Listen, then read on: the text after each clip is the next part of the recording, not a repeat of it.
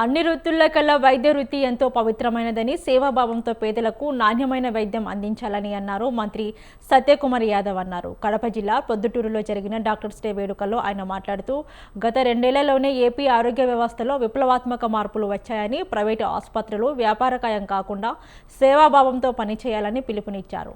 600 కోట్లతో రాష్ట్ర వ్యాప్తంగా 50 నుండి 100 పడకల క్రిటికల్ కేర్ బ్లాకులను ఏర్పాటు చేశామని, వైద్య ఆరోగ్య రంగంలో ఎక్కడ అవినీతికి తావు లేకుండా 12,000 ఉద్యోగాలు కల్పించామని పేర్కొన్నారు.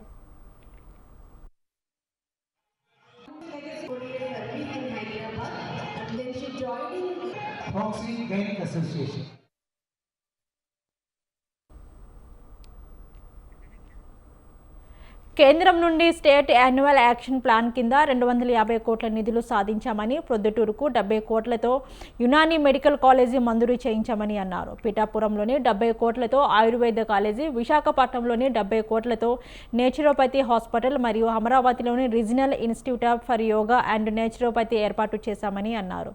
ఈ నవంబర్లోనే ఇన్ సర్వీస్ కోటా కింద 418 మంది స్పెషలిస్ట్ డాక్టర్లు రానున్నారని, మరో 728 పోస్టులు భర్తీకి చేస్తామని మంత్రి స్పష్టం చేశారు.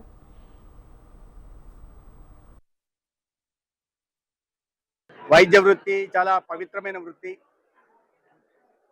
వారి విజ్ఞానాన్ని తో చికిత్స అందించడమే కాకుండా సేవాభావంతో భరోసానిస్తున్న డాక్టర్ల కమ్యూనిటీకి ఈ సందర్భంగా శుభాభినందనలు తెలియజేస్తూనే, ప్రభుత్వ రంగంలో ఉంటున్న డాక్టర్లు కేవలం ఉద్యోగ ధర్మం కాకుండా వృత్తికి కాస్త సేవాభావాన్ని, మానవతావాదాన్ని అద్ది ప్రజలకి, ముఖ్యంగా ప్రభుత్వ ఆసుపత్రులకు వస్తున్న పేదలకి నాణ్యమైన వైద్య సేవలు అందించాలని కోరుతున్నాను. అదేవిధంగా ప్రైవేట్ రంగంలో ఉంటున్న డాక్టర్లు కూడా ఈ వృత్తికి న్యాయం చేస్తూ వ్యాపారమయం కాకుండా ఒక మంచి డాక్టర్గా సేవలు అందించాల్సిందిగా కూడా నేను ఈ సందర్భంగా కోరుతున్నాను.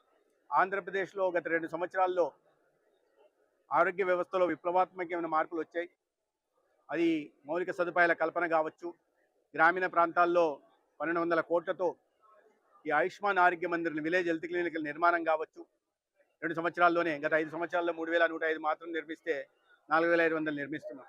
అదేవిధంగా రాష్ట్ర వ్యాప్తంగా 50 పడకల నుంచి 100 పడకల దాకా క్రిటికల్ కేర్ బ్లాకుల నిర్మాణం కావచ్చు 600 కోట్లతో. అదేవిధంగా IPHL ల్యాబులు, ఇవాళ మౌలిక సదుపాయాల కల్పన మీద దృష్టి పెడుతూ, అదేవిధంగా పెద్ద ఎత్తున ఉంటున్న ఖాళీలను కూడా పూరిస్తూ కింద స్థాయి నుంచి పై స్థాయి దాకా 12,000 ఉద్యోగాల కల్పన కూడా